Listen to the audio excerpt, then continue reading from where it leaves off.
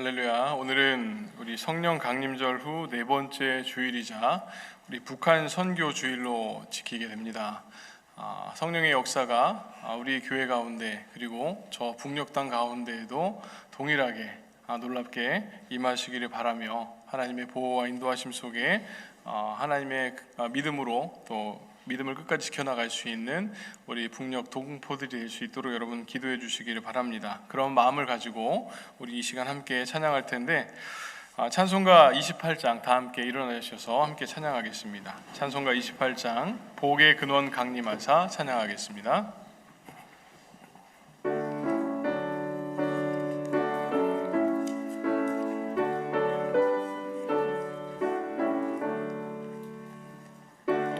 근원 강림하사 찬송하게 하소서. 한량없이 자비하심 증량할 길 없도다. 천사들의 찬송가를 내게 가르치소서. 구속하신 그 사랑을 항상 찬송합니다. 주의 크신 도움받아 이때까지 왔으니 이와 같이 천국에도 이르기를 바라네. 하나님의 품을 떠나 죄에 빠진 우리를 예수 구원하시려고 보혈 흘려 주셨네. 주의 귀한 은혜 받고 일생 빚진 자 되네. 주의 은혜 사슬 되사 나를 주께 매소서. 우리 마음은 연약하여 범죄하기 쉬우니 하나님이 받으시고 천국인을 치소서.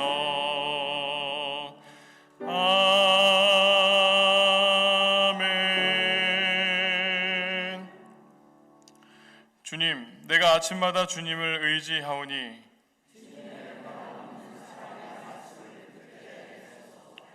내 영혼이 주님을 의지하오니 내가 마땅히 가야 할 길을 알려주소서.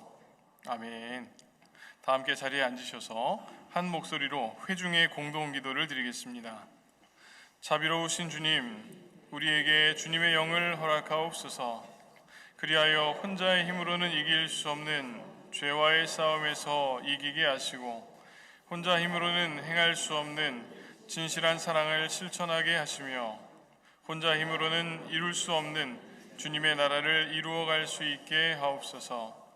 위로는 주님과 동행하고 옆으로는 믿음의 지체들과 동행하며 우리들 각자에게 주신 사명을 더불어 이루며 살아가게 하옵소서. 예수님의 이름으로 기도합니다. 아멘.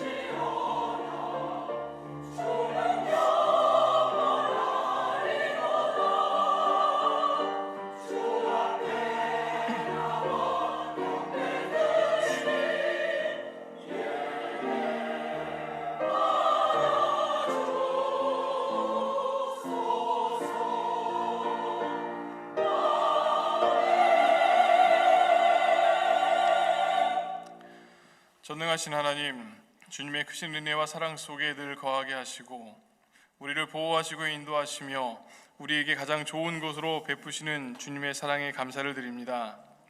오직 주님만을 의지하며 주께 영광 돌리고 주님만을 예배하는 거룩한 하나님의 자녀들로 삼아 주옵소서. 언제나 정직하고 성결하게 그리스도인의 삶을 살아가게 하시고 세상 속에 소금과 빛의 역할을 감당하는 우리들이 되게 하옵소서. 각자에게 맡겨진 삶을 열심으로 살아가게 하시고 그러한 삶 속에서 하나님께서 주신 은혜를 헤아리고 감격하고 감사하며 살아가는 우리가 되게 하옵소서. 오늘도 우리를 예배의 자리로 불러주셔서 함께 모여 주님을 예배하게 하시니 감사를 드리며 사랑의 교제와 섬김의 시간들을 갖게 하여 주옵소서. 주님만을 높이며 주의 은혜 속에 거하는 복된 한날 되게 하옵소서. 오늘은 특별히 북한 선교주일로 지켜집니다.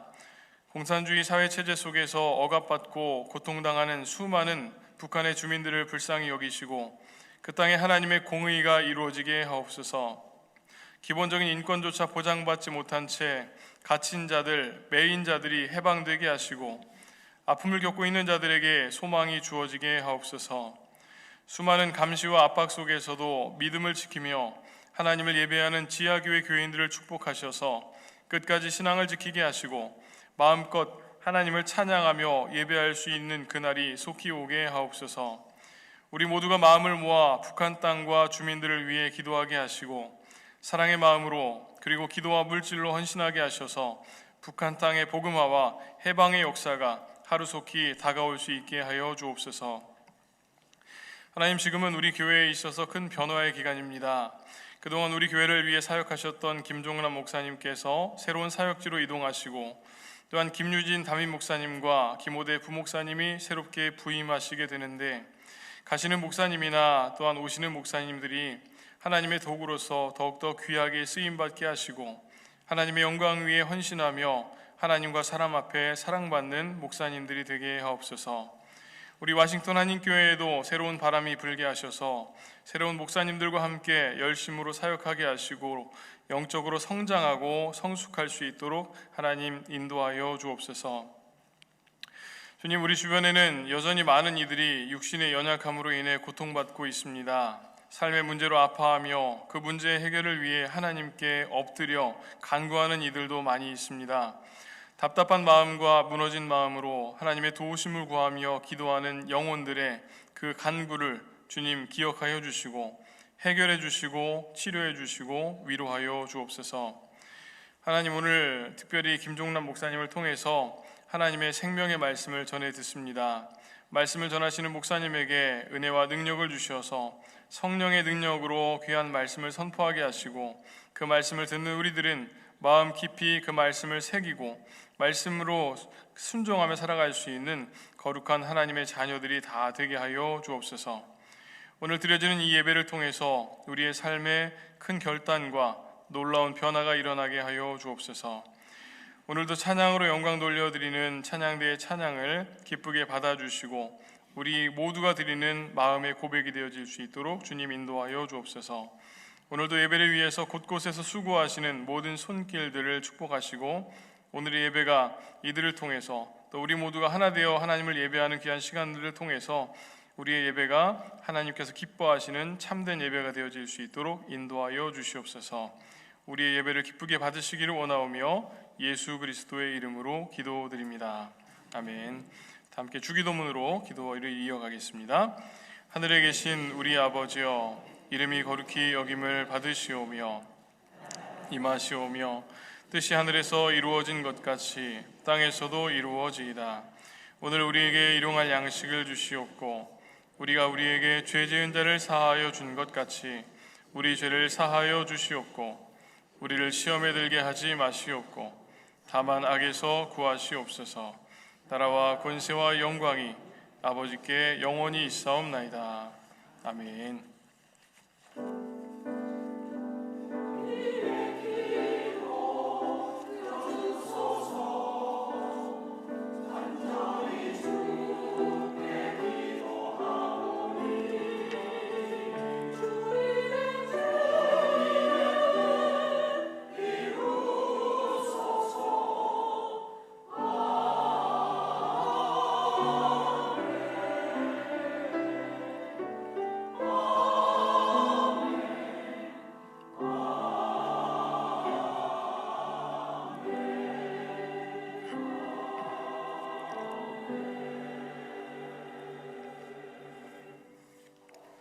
이제 자리에서 일어나셔서 다 함께 찬송가 499장 흑암에 사는 백성들을 보라 찬양하시겠습니다.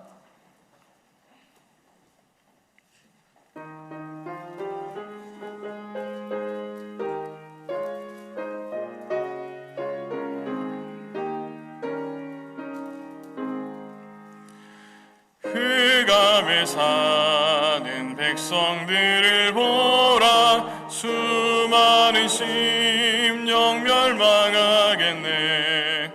그 누가 갈까 주의 복음 들고 생명을 구원하는 곳으로.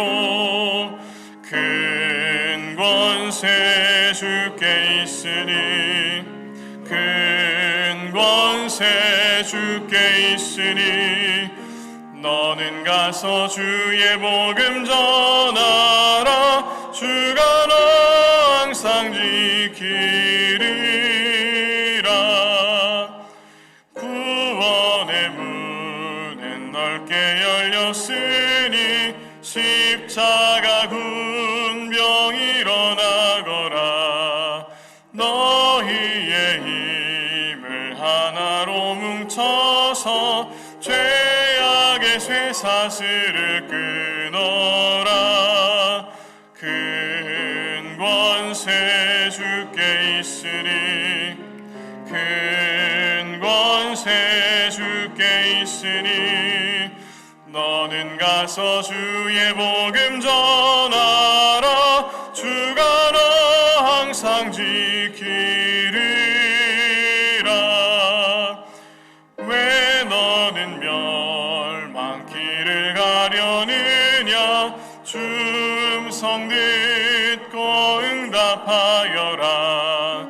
널 구원하려 예수 죽었으니 생명의 참된 복음 전하라. 큰 권세 주께 있으니 큰 권세 주께 있으니 너는 가서 주의 복음 전하라. 주가 너 항상 지키리라. 온 천하 만민 승리의 그날에 영광과 찬송 주께 드리네. 속죄함 입어 구원받았으니 기쁘게 할렐루야 부르세. 큰 권세 주께 있으니 큰 권세 주께 있으니 너는 가서 주의 복음 전하라. 주가 너 항상 지키리라.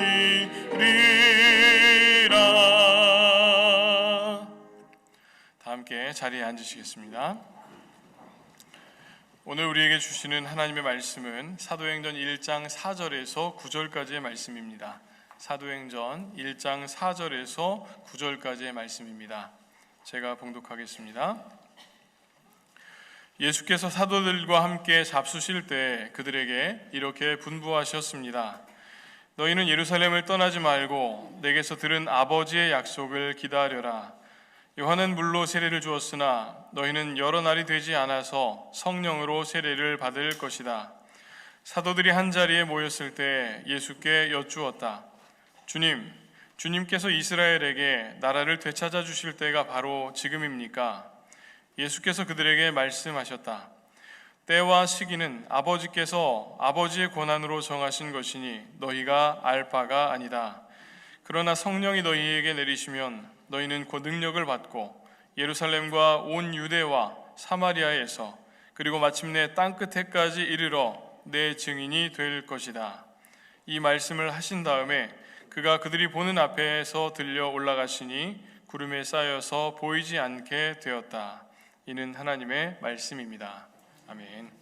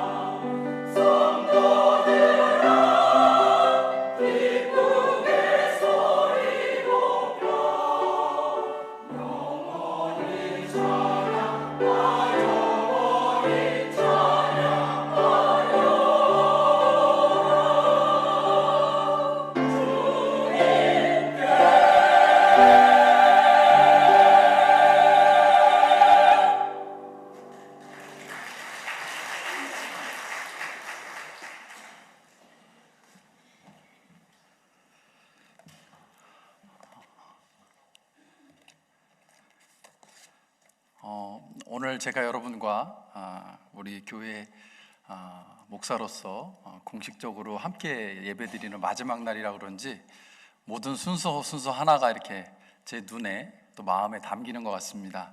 특별히 우리 일부 찬양대 찬양 제가 오래 기억할 수 있도록 그렇게 귀한 찬양 해주셔서 감사합니다. 호흡이 있는 자마다, 숨 쉬는 자마다 주님을 찬양하여라 라는 시편 150편의 고백 기억하시죠? 숨이 붙어 있으시는 동안 계속해서 찬양대의 사명을 감당하시는 우리 일부 찬양대원들 되시기를 주님의 이름으로 부탁드립니다. 제가 예배는 같이 못 드리지만 유튜브로 가끔씩 확인 좀 해볼게요. 계속해서 찬양대의 사명을 감당하고 계신지, 찬양대 안 계시면 호흡이 끊기셨나 보다 생각할 테니까 계속 그 찬양 감당하시면 참 좋겠습니다. 오늘은 73년 전에 한반도에서 6.25 전쟁이 일어난 날 6월 25일입니다. 휴전이 된 후에 70년이 지났지만 아직도 한반도는 남북으로 분단된 채 긴 세월을 보내고 있습니다. 전쟁과 분단으로 인해 대한민국은 큰 희생과 아픔을 경험했고요. 그 비극은 지금도 여전히 진행 중에 있습니다. 그래서 기독교인들과 교회들은 우리의 조국인 대한민국이 하루속히 통일될 수 있도록 마음을 모아서 기도하며 또 노력해야 할 것입니다. 그런 관점에서 보면 우리 교회가 해마다 6월 25일을 즈음해서 북한 선교주의를 지키면서 북한과 그리고 조국 대한민국을 위해 기도하고 무엇을 해야 할지 또 통일 이후를 어떻게 준비할지를 계속해서 기억하는 것 큰 의미가 있다고 믿습니다. 그 귀한 사명을 계속해서 감당하는 우리 워싱턴 한인교회 그리고 북한 선교팀이 되기를 주님의 이름으로 부탁을 드립니다. 예수님이 부활하신 후에 승천하시기 전에 마지막으로 사도들에게 남기신 말씀을 기록한 본문 중에 일부를 오늘 우리가 함께 읽었습니다. 특별히 읽은 본문 중에 핵심적인 말씀은 8절이라고 할 수 있습니다. 개역개정 번역으로 더 익숙한 8절은 오직 성령이 너희에게 임하시면 너희가 권능을 받고 예루살렘과 온 유대와 사마리아와 땅끝까지 이르러 내 증인이 되리라 라고 말씀합니다. 그런데 2000년 전에 이 말씀을 처음 들었을 사도들이나 유대인들은 예루살렘과 온 유대와 사마리아를 넘어서 가야 할 곳으로 주님이 말씀하시는 땅끝을 과연 어디라고 생각했을까요? 땅끝에 해당하는 헬라어 에스카투가 한 단어, 단수라는 점에 주목하면서 그 당시 로마의 지배를 받고 있었던 식민지 지배 상태였던 이스라엘 백성들 입장에서는 세상 끝까지 다다르는 제국을 이룬 로마를 이해했을 것이다 라는 견해가 있습니다. 사도들은 예수님이 땅끝으로 가라 라고 말씀하셨을 때 로마로 가라 라는 의미로 이해했을 것이다 라는 추정입니다. 이와 관련해서 유대인들이 땅끝을 어디로 생각했을지에 대한 성경이 주는 힌트가 사도행전 13장에서 기록되어 있습니다. 사도행전 13장 46절 47절 말씀을 제가 읽겠습니다. 바울과 바나바는 담대하게 말하였다. 우리는 하나님의 말씀을 당신들에게 먼저 전해야 하였습니다. 그러나 지금 당신들이 그것을 배척하고 영원한 생명을 얻기에 합당하지 못한 사람으로 스스로 판정하므로 우리는 이제 이방 사람들에게로 갑니다. 주님께서 우리들에게 명하시기를 내가 너를 문 민족의 빛으로 삼았으니 그것은 내가 땅끝까지 구원을 이루게 하려는 것이다 하셨습니다. 선교를 방해하는 유대인들을 향해서 바울은 이사야서 49장 6절 말씀을 인용하며 말합니다. 당신들에게 먼저 복음을 전했는데 당신들이 복음을 거부하니 이제는 이방 사람들에게로 가겠습니다. 즉 이방 사람들에게 복음을 전하겠습니다 라고 이야기하면서 그것을 땅끝이라고 표현하고 있습니다. 바울은 유대인과 그들이 사는 땅인 팔레스타인 땅을 비교하는 표현을 쓰고 있습니다. 그것이 바로 이방 사람들 그리고 그들이 사는 지역이라는 표현입니다. 구약 말씀을 잘 알고 있었던 유대인 출신이었던 사도들도 바울이 이사야서의 말씀을 인용하며 이야기할 때 그 이사야서의 본문을 떠올렸을 것입니다.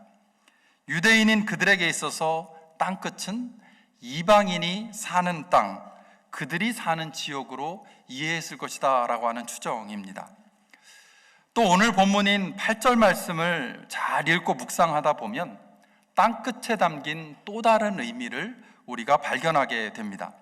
1장 8절 말씀을 제가 다시 읽어보겠습니다. 성령이 너희에게 내리시면 너희는 능력을 받고 예루살렘과 온 유대와 사마리아에서 그리고 마침내 땅끝에까지 이르러 내 증인이 될 것이다. 여기에서 특별히 성령이 너희에게 내리시면이라는 말씀에 주목하게 됩니다. 성령을 체험하고 성령의 능력을 받으면 갈 수 있는 곳이 땅끝이다 라는 이 말씀을 통해서 우리는 성령의 임재가 없거나 또는 성령의 이끄심을 받지 못하면 갈 수 없는 곳이 땅끝이다 라는 의미를 발견하게 됩니다. 성령으로 충만해지고 하나님의 영에 붙잡히지 않으면 갈 엄두조차 낼 수 없는 곳, 바로 그곳이 땅끝이라는 의미가 8절 말씀에 담겨 있습니다. 이처럼 땅끝이 지역적인 의미에서 로마 제국의 어디이든 또는 신앙적인 의미에서 이방 사람들 또는 그 이방인들이 사는 땅 또는 성령 충만을 경험하지 않으면 갈 수 없는 곳이든 공통적인 것은 땅끝으로 가는 것이 쉽지 않다라는 사실입니다. 어렵지 않게 누구나 아무 때나 쉽게 갈 수 있으면 예수님이 제자들에게 마지막으로 이 말씀을 하진 않으셨을 것입니다. 그렇다면 사도들이 땅끝으로 나가는 것이 어려운 이유는 무엇일까요? 이 질문과 관련해서 가장 먼저 생각하게 되는 것은 제자들이 유대인이라는 사실입니다. 유대인 출신인 그들의 마음과 생각 속에는 배타적인 선민 사상이 깊게 자리 잡고 있었기 때문에 그렇습니다.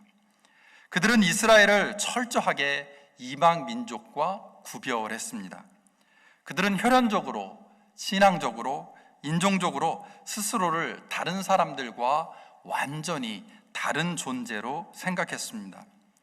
그런데 이와 같은 배타적인 선민의식은 자연스럽게 지역적인 차별로 이어졌을 것입니다. 하나님이 이스라엘을 구별해서 특별한 민족으로 삼으신 것처럼 그들이 살고 있는 땅인 그 팔레스타인 땅을 하나님께서 약속의 땅으로 구별하셨다고 믿었기 때문입니다. 그들에게 있어 이스라엘 땅을 벗어난 다른 지역은 하나님의 약속과 무관한 이방인들이 살고 있는 땅이었습니다. 특별하게 택함받고 구별된 이스라엘 사람들은 그 약속의 땅인 팔레스타인 땅, 이스라엘 땅을 벗어나서는 안 됩니다. 왜냐하면 다른 땅은 약속의 땅이 아니라 심판의 땅이기 때문에 그렇습니다. 오랜 동안 이런 신념에 갇혀있던 유대인들에게 있어서 예루살렘, 온 유대, 사마리아를 벗어난다라고 하는 것, 심지어는 이방 사람들이 살고 있는 이방 지역인 땅끝으로 간다라는 것은 받아들이기 어려운 일이었을 것입니다. 갈 수도 없고 가서도 안 되는 곳이 바로 땅끝이었기 때문입니다. 이와 같은 내용을 잘 보여주는 말씀이 갈라디아서 2장에 나옵니다. 갈라디아서 2장 11절, 12절 말씀을 제가 읽어보겠습니다. 게바가 안디옥에 왔을 때에 잘못한 일이 있어서 나는 즉 바울은 얼굴을 마주보고 그를 베드로를 나무랐습니다. 그것은 게바가 야고보에게서 몇몇 사람이 오기 전에는 이방 사람들과 함께 음식을 먹다가 그들이 오니 할례 받은 사람들을 두려워하여 그 자리를 떠나 물러난 일입니다. 부활 이후에 베드로가 거듭나죠. 그래서 베드로는 복음 전파에 열심을 다하고 있습니다. 그러나 그는 유대인으로서 여전히 혈연적, 신앙적인 한계 안에 갇혀 있음을 이 본문은 우리에게 보여줍니다. 그 유대인으로서의 한계를 넘을 때 그 유대인 공동체로부터 받게 될 수 있는 비난과 비판에 대한 두려움과 염려로 베드로는 예루살렘에서 온 유대인들이 도착했다는 소식을 듣자마자 이방인들과 함께 교제를 나누다가 도망치는 모습을 본문은 보여주고 있습니다. 부활하신 주님을 만났고 이방인인 고넬료의 집에 가서 그와 그의 가족들에게 복음을 전하고 세례를 베푼 사람이 베드로입니다. 그러나 그는 여전히 유대인의 정체성을 가지고 있었고 유대인 공동체로부터 의심받을 것을 두려워했습니다. 유대인들로부터 소외될 것에 대한 염려를 여전히 가지고 있었습니다. 그는 여전히 유대교라고 하는 종교적인 한계, 그리고 유대인이라고 하는 관계적인 한계 안에 갇혀 있었습니다. 그 한계를 벗어난다라고 하는 것은 너무나 위험하고 불리하다는 두려움과 염려를 여전히 간직하고 있는 베드로의 모습을 갈라디아서 2장은 우리에게 보여주고 있습니다.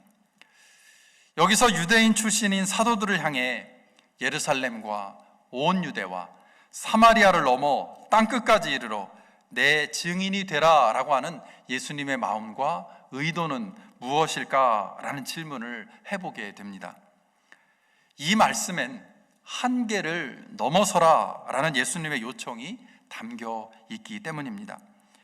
이제까지 사도들이 배우고 알고 있는 것, 그들이 경험하고 익숙해져 있는 것, 그리고 그것들에 근거해서 그들 안에 자리 잡고 있는 한계들을 넘어설 것을 예수님은 요청하십니다. 이와 같은 예수님의 요청이 땅끝이라는 표현 속에 담겨 있습니다. 한 번도 갈릴리와 예루살렘을 중심으로 한 그 땅을 벗어난 적이 없는 사도들은 이스라엘이라고 하는 지역적인 한계를 가지고 있었습니다. 그들에게 있어 그 밖의 세상은 두려움과 미지의 세계였습니다.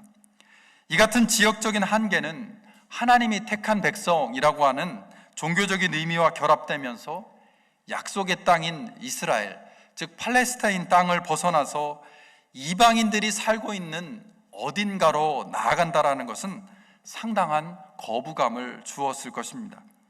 그들에게 있어서 이스라엘을 벗어난 땅끝은 가서는 안 되는 곳, 갈 수 없는 곳이었을 것입니다.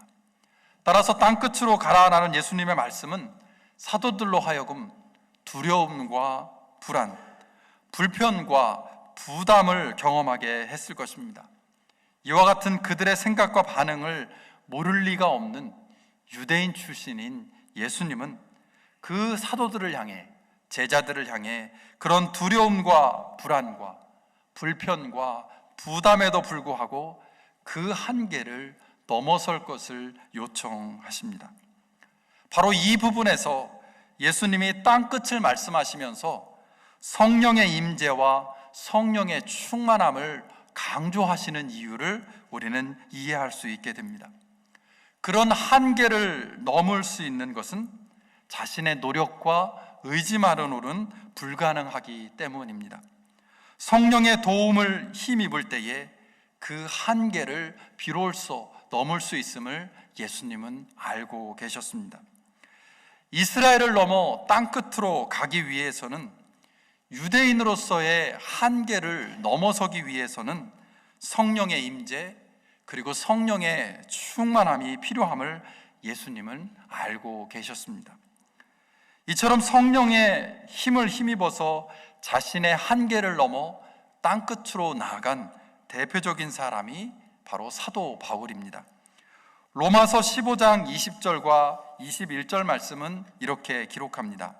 나는, 즉 바울은 이와 같이 그리스도의 이름이 알려진 곳 말고 알려지지 않은 곳에서 복음을 전하는 것을 명예로 삼았습니다.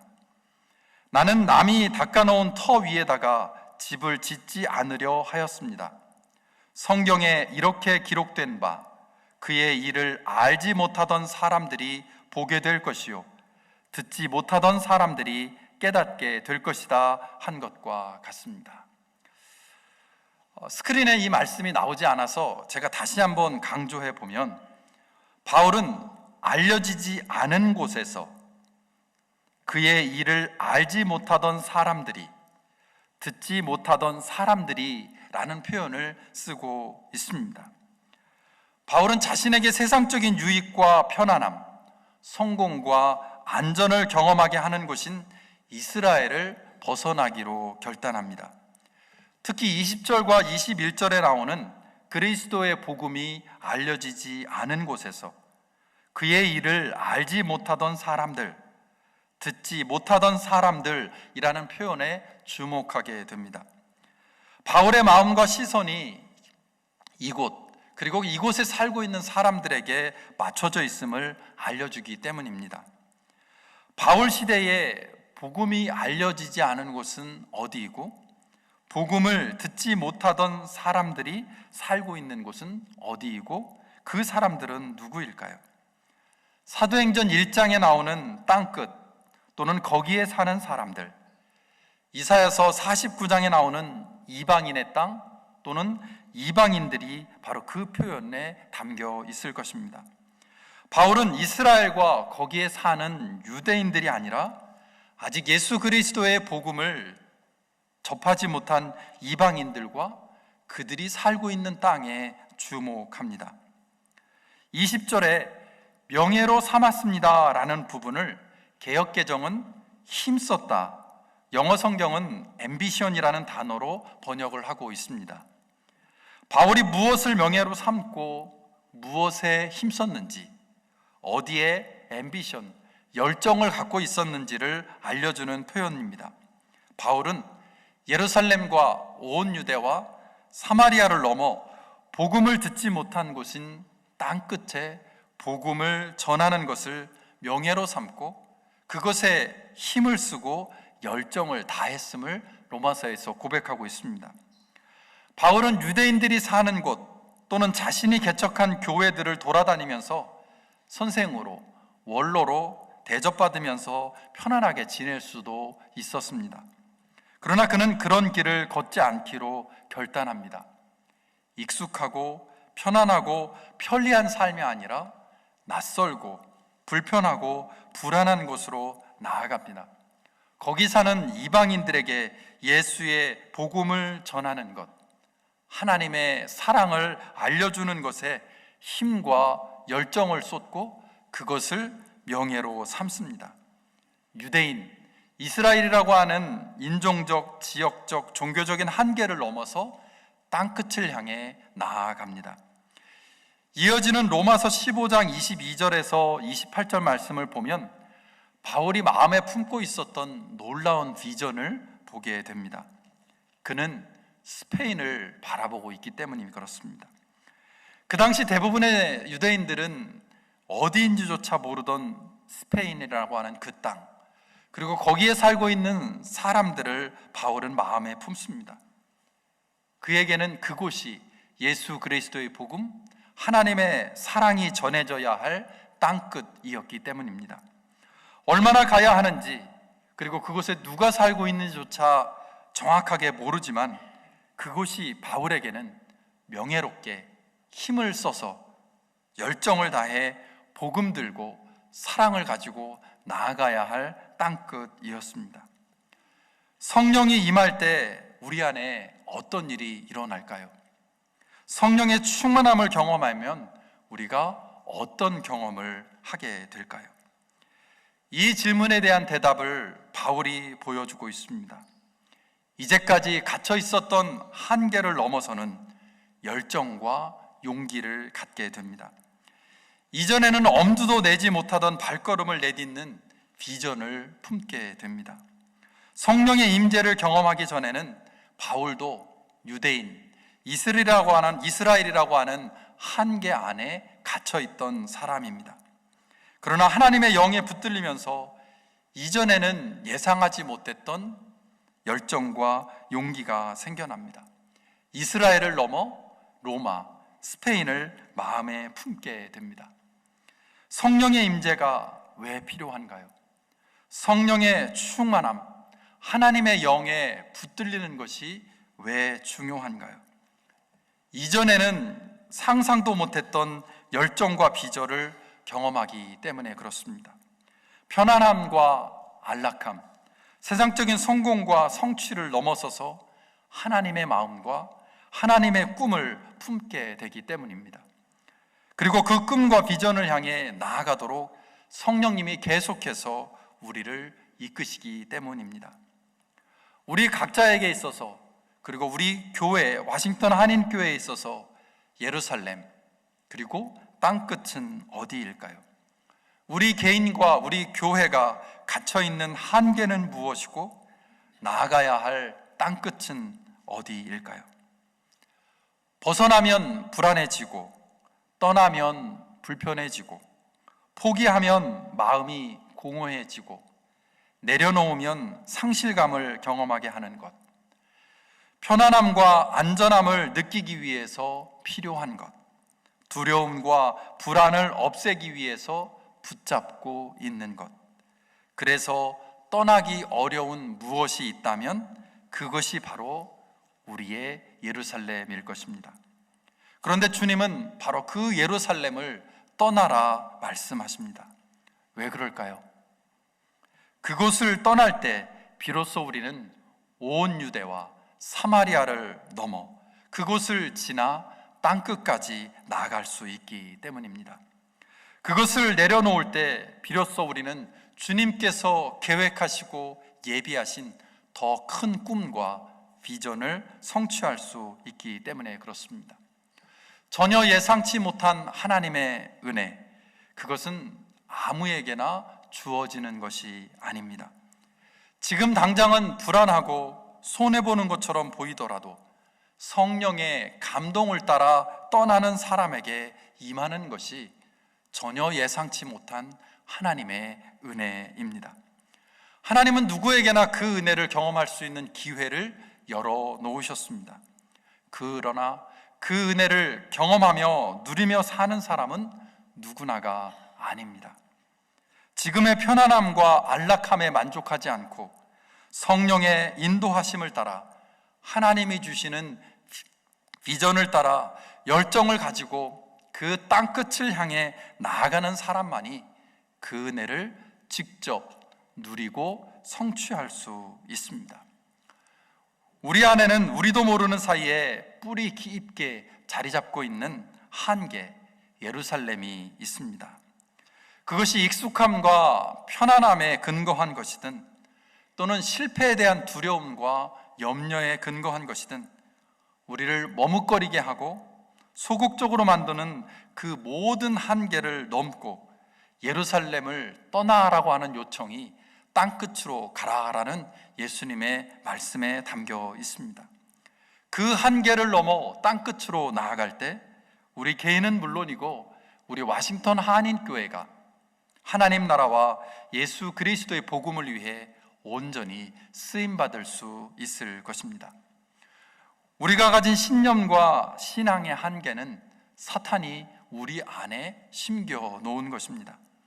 사탄은 우리가 땅끝으로 나아가는 것을 두려워하고 끝까지 방해하려 하기 때문입니다. 그러나 하나님은 우리 각자와 우리 교회가 땅끝으로 나아가기를 기대하십니다. 우리 각자와 우리 교회를 위해 하나님이 가지고 계신 더 큰 꿈과 비전을 품고 열정을 가지고 새로운 발걸음을 내딛기를 바라십니다.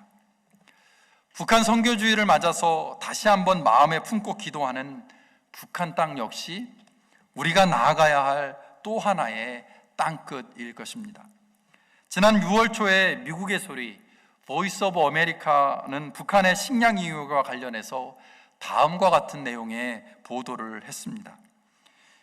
UN 식량농업기구 FAO와 세계 식량계획 WFP는 5월 30일에 공동 발간한 하반기 전망 보고서를 통해서 북한은 낮은 수준의 식품 소비와 열악한 식단으로 인해서 어려움을, 서퍼링을 겪을 수 있다라고 예상하면서 이는 장기화된 경제 위기와 코로나 바이러스의 팬데믹이 지속적으로 영향을 주어서 더욱 악화됐다라고 이야기합니다.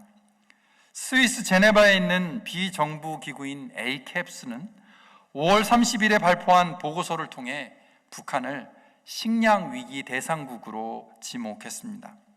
ACAPS는 북한이 장기간의 국경 폐쇄와 나쁜 기상 조건, 국제사회의 경제 제재로 인한 식량 부족의 악화로 인해 식량 위기에 직면해 있고 그것은 더욱더 악화될 것이다 라고 지적하고 있습니다. 이처럼 정치적으로나 경제적으로 심각한 위기와 고통이 계속되고 있는 북한 땅을 하나님의 시선으로 바라보면서 주님의 마음을 품고 어떻게 도울 수 있을지를 함께 기도하며 고민하고 통일 이후를 준비하는 우리 북한 선교팀과 우리는 와싱턴 한인교회가 되기를 기대합니다. 북한 선교주일과 상반기의 마지막 주일을 보내면서 우리 각자와 우리 교회가 갈라디아서 2장에 나오는 베드로의 모습이 아니라 로마서 15장에 나오는 사도 바울의 모습을 닮아갈 수 있기를 소망합니다. 사도행전 1장 8절 말씀을 기억하고 성령의 인도하심을 따라 예루살렘과 온 유대와 사마리아를 넘어 땅끝으로 나아가는 저와 여러분, 그리고 우리 와싱턴 한인교회가 될 수 있기를 주님의 이름으로 기원합니다. 다 함께 기도하는 시간 갖겠습니다. 오늘 말씀을 기억하면서 이 시간 함께 마음을 모아 합심해서 기도하겠습니다. 우리 개인과 우리 교회의 한계는 무엇이고 예루살렘은 어디일까요? 성령의 인도하심을 따라 복음을 들고 나아가야 할 땅끝은 어디일까요? 이 시간 함께 말씀을 기억하며 묵상하는 시간을 갖겠습니다.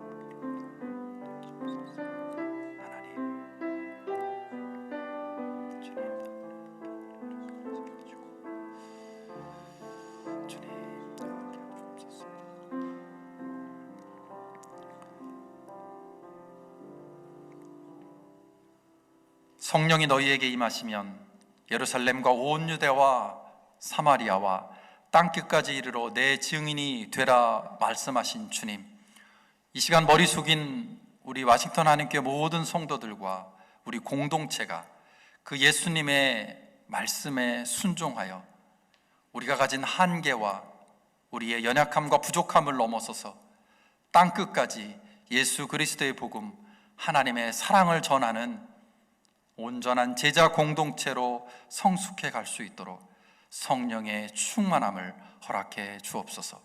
예수 그리스도의 이름으로 기도합니다. 아멘.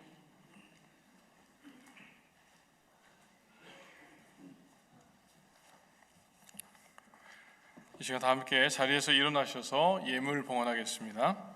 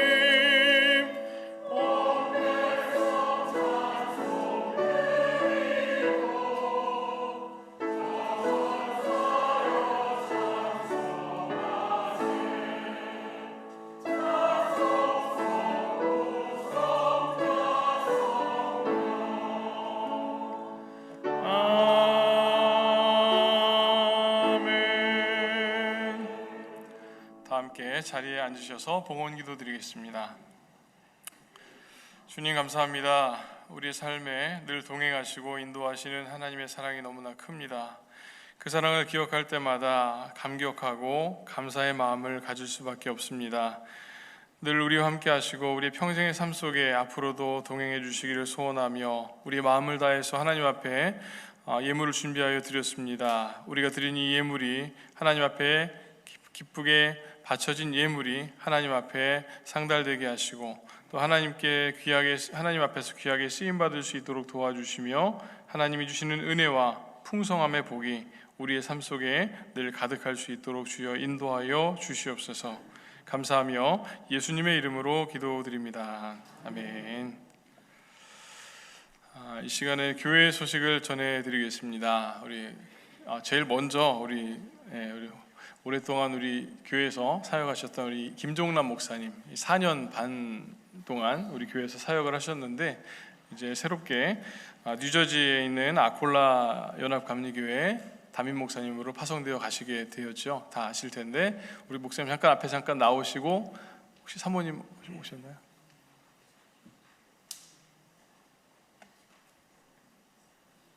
네, 사모님 앞으로 나오시고요. 네.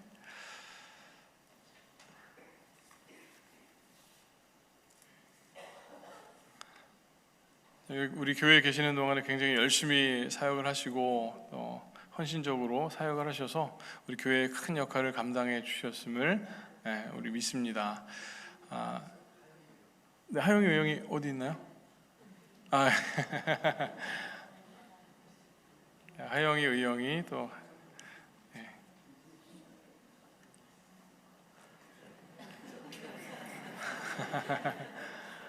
너무나 아름답고 예쁜 가정이고 또 목사님 가정인데 우리 그동안 참 수고하셨다고 우리 박수하겠습니다. 감사합니다. 네.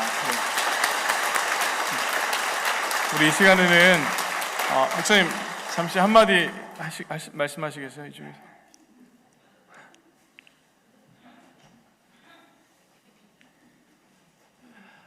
지난 4년 6개월 동안 우리 워싱턴 한일교회에 와서 저와 저희 가족이 너무나 큰 은혜와 사랑을 경험했습니다. 여러분들이 많이 기도해 주시고 또 격려해 주시고 또 사랑해 주셔서 지난 4년 6개월 동안 아주 행복하게 감사하게 사역할 수 있었고요. 또 행복한 목회의 여정을 걸을 수 있었습니다. 함께 해주신 모든 성도님들께 감사드리고요. 이제 아콜라 연합감리교회에 가서 담임 목사의 사역을 감당하게 되는데 아시는 것처럼 많이 부족하고 또 연약하고 준비가 덜 돼 있는 사람입니다. 여러분들께서 기도해 주시고 또 응원해 주셔서 귀한 사명 잘 감당할 수 있도록 끝까지 함께 해주시기를 부탁을 드립니다. 혹시라도 뉴욕, 뉴저지에 오실 일 있으면 다른 교회 가서 예배 드리지 마시고요. 아콜라 연합감리교회에 오셔서 함께 예배 드리시고 또 인사 나누는 그런 주 안에서의 성도의 교제가 계속 이어지기를 소망합니다. 그동안 너무 감사했습니다. 우리 꽃을 전달을 해드려야 되는데 앞에 준비되어 있는데 좀 교우님 전달 좀 해주시겠어요? 네. 네, 감사의 마음으로 꽃다발을 전달을 드리고요. 우리 박영환 장로님께서 우리 목사님과 가정을 위해서 이 시간 잠깐 앞에서 기도를 해주시면 감사하겠습니다.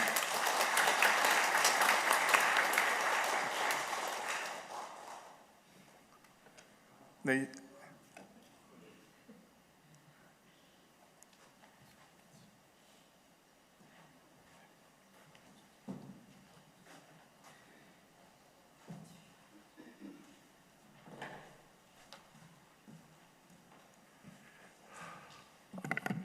참 아쉬운 마음이 가득합니다. 하영이가 처음 4년 전에 하영이가 아니고 의영이가 한국 처음 왔을 때 4년 전에 아빠보다 아주 작은 소년이었는데 지금 아빠보다 더 커진 것 같아요. 예, 제가 기도할게요, 여러분. 예. 하나님, 오늘 우리는 지난 4년 반 동안의 어려웠던 시기에 목회를 감당하시고 이제 새 목회지로 떠나시는 김정남 목사님과 그 가족에게 그동안 베풀어 주신 목사님의 충성과 헌신에 감사드리고요. 그리고 다가오는 새 목회를 위한 주님의 축복과 인도하심을 간구하는 우리의 기도를 드립니다. 2019년 1월 몹시도 추웠던 겨울, 김정남 목사님 가족과 함께 이곳에 도착하셨던 것을 우리는 기억합니다. 사모님과 함께 하영이와 의영이도 낯선 곳에 도착하여 어린 나이였지만 그 어색함과 불안함을 잘 감당하고 있었던 그 모습도 기억합니다. 주님, 그 후 벌써 4년 반이라는 세월이 어느덧 지나갔습니다. 그동안 코로나 팬데믹으로 교회의 관습과 질서가 흩어졌고 또 교회를 사람이 주관할 수 있다는 착각으로 어렵고 혼란을 당했을 때에도 목사님은 침묵과 인내로 절제하시며 그 어려움을 극복해 주셨습니다. 그리고 사람보다도 주님께 더 의지하시며 흔들림 없이 맡으신 목회 사역을 충실하게 감당해 주셨음을 우리는 기억하며 감사드립니다.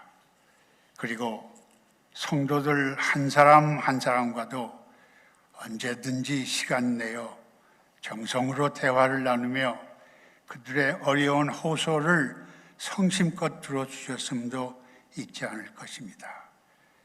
그리고 특별히 지난 1년 동안 불안했던 교회 목회 행정을 담임하시면서 주님 안에서 안정을 찾고 기도하며 내일을 향해 다시 새로운 비전과 꿈을 생각하면서 정상화 될 수 있도록 서로를 품어줄 수 있는 분위기를 조성하기 위해서 노력하시며 기도와 인내하심으로 인도해 주신 목사님을 우리는 기억할 겁니다. 주님, 이 모든 일은 주님이 뜻하고 계획하신 것을 인식하며 주님께 간구합니다. 먼저 새로운 목회지에서 목회를 시작할 때 목사님과 그 가족 계속 주님의 사랑과 은혜의 길로 인도해 주시고 축복해 주시기를 간구하며 기도합니다. 특별히 하영이와 의영이를 위해 기도드립니다. 곧 대학으로 진학하는 과정에서 새롭고 변화된 환경으로 흔들림이 없도록 인도해 주시고 그리고 의영이도 새 학교로 진학하는 과정에서 혼란과 실망이 없도록 주님께서 격려해 주시고 지켜 주시옵소서. 그동안 어려움과 혼란을 잘 극복하신 목사님과 사모님을 주님의 길로 인도해 주시옵소서. 주님의 사랑과 은혜로 품어 주시옵소서. 주님께서 목사님의 새로운 인생의 인도자가 되어 주시옵소서. 두 분의 건강과 믿음을 지켜 주시옵소서. 귀하고 보람 있는 사랑의 결실을 많이 맺을 수 있도록 은혜의 손길로 역사하여 주시옵소서. 새로 옮기시고 정착하는 과정을 간섭하시고 새로운 꿈과 비전과 지혜와 강건한 믿음으로 새로운 목회에 임하실 수 있도록 주님께서 이끌어 주옵소서. 우리 주인 되시고 생명의 주인 되시고 삶의 인도자 되시는 예수님의 이름 받들어서 기도했습니다. 아멘. 우리 목사님 가정 인사하고 들어가실 때 우리 박수로 축복하겠습니다. 네, 감사합니다.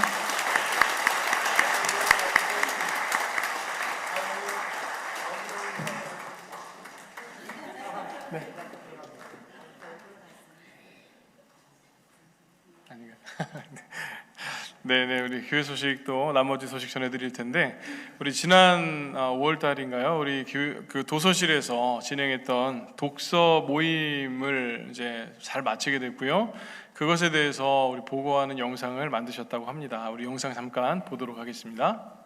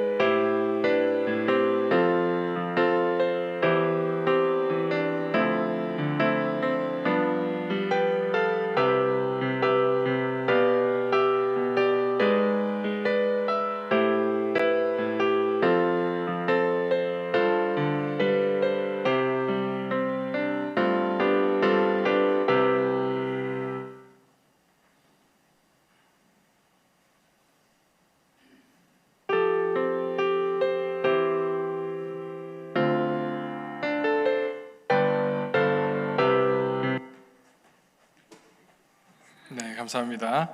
우리 독서 모임을 통해서 좋은 책을 읽고 우리 신앙을 함께 나누고 대화하면서 성숙할 수 있는 그런 귀한 시간들이었던 것 같습니다. 또 앞으로도 또 진행이 될 텐데 관심 있으신 분들은 참여해 주시고 우리 도서실도 많이 도서실 사역도 많이 응원해 주시면 감사하겠습니다. 특별히 오늘은 북한 선교주일로 지켰습니다. 우리 지키고 있는데 특별 지정 헌금은 갭 미션스 우리 국제대표 이면수 목사님이신데 갭 미션스에 전달되어져서 북한 선교 사역을 위해서 사용이 되어지게 됩니다. 체크를 쓰실 때 내용을 참고하셔서 써주시면 되겠고요. 우리가 드리는 헌금을 통해서 북한 선교가 이루어지고 또 한 영혼이 변화되어지고 구원받는 너무나 귀하고 귀한 사역에 쓰여지게 되는데 함께 동참해 주시고 또 기도해 주시면 감사하겠습니다. 오늘 11시 10분부터 12시까지 웨슬리 윙 컨퍼런스 룸에서 세교 안내반이 있게 됩니다. 우리 세교 분들께서 참여하실 수 있도록 해주시고요. 2023년도 선교학교, 우리 선교학교가 7월 28일 금요일부터 29일 토요일까지 리치몬드에서 열려지게 됩니다. 내용을 참고해 주시고 연합감리교회 여선교에서 주관을 하시게 되고요. 특별히 7월 2일까지 신청을 받게 됩니다. 관심 있으신 분들, 또 여성분들은 다 참여해 주시면 감사하겠습니다. 점심 광고입니다. 오늘은 특별히 주품속, 쉼속, 우리 청장년들인데 주품속과 쉼속에서 함께 그 앵콜 메뉴라고 합니다. 앵콜 메뉴, 얼큰 소고기 해장국을 만드셨다고, 너무 맛있다고 오늘 꼭 사서 드셨으면 좋겠다고 했고요. 그리고 수익금은 교회 주차장 포장 공사에 사용이 될 예정입니다. 귀한 일에 사용되어지니까 여러분 많이 사서 맛있게 드시고 또 참여해 주시면 감사하겠습니다. 우리 이제 다시 자리에서 일어나셔서 찬양하시고 또 축도로 예배를 마칠 텐데, 우리 505장, 찬송가 505장 온 세상 위하여 함께 찬양하실 텐데, 찬양하시기 전에 우리 옆에 분들에게 이렇게 인사하겠습니다. 하나님 은혜로 한 주간도 승리하시기 바랍니다. 주의 사랑으로 사랑합니다. 축복합니다.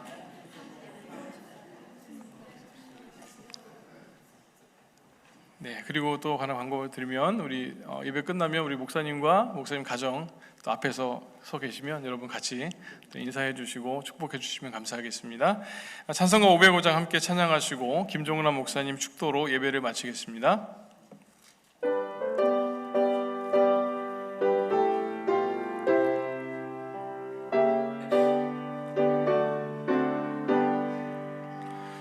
온 세상 위하여 나 복음 전하리. 만 백성 모두 나와서 주 말씀 들으라. 죄 중에 빠져서 헤매는 자들아, 주님의 음성 듣고서 너 구원 받으라. 전하고 기도해 매일 증인 되리라. 세상 모든 사람 다 듣고 그 사랑 알도록 온 세상 위하여 이 복음 전하리. 저죄인 회개하고서 주 예수 믿으라. 이 세상 구하려 주 돌아가신 것 나 증거하지 않으면 그 사랑 모르리. 전하고 기도해 매일 증인 되리라. 사람 다 듣고 그 사랑 알도록 온 세상 위하여 주 은혜 임하니. 주 예수 이름 힘입어 이 복음 전하자. 먼 곳에 나가서 전하지 못해도 나 어느 곳에 있든지 늘 기도 힘쓰리. 전하고 기도해 매일 증인 되리라.